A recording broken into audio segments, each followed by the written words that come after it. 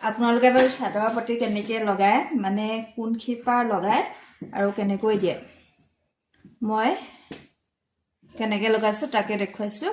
এইটো এতিয়া মুখ টুকুৰাই লৈছোঁ।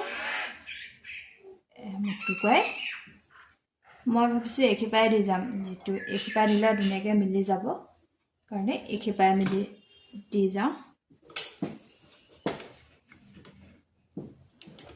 আপোনালোকে কোন খিপা দিয়ে জনাব দেই।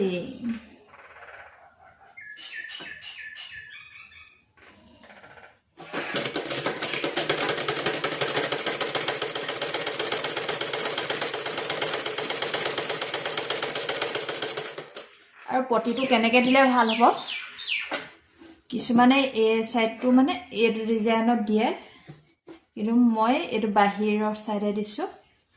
ইয়াত যেনেকৈ বাহিৰলৈ আছে বাহিৰৰ ছাইডে দিছোঁ। কিছুমানে এই ভিতৰ ছাইডত থাকে যে ভিতৰ ছাইডেও দিয়ে, মই এইটো ছাইড মিলাই বাহিৰৰ ছাইডে দি দিছোঁ।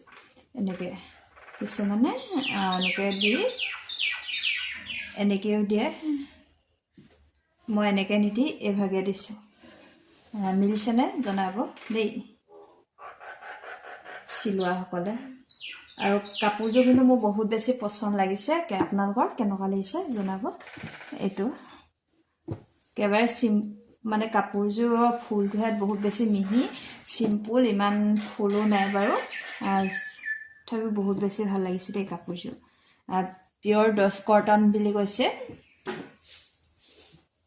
কি ধুনীয়া লাগিছে চাওকচোন কাপোৰযোৰ। এইটো ব্লাউজ পিছত এনেকৈ এটা পটি আহিছে।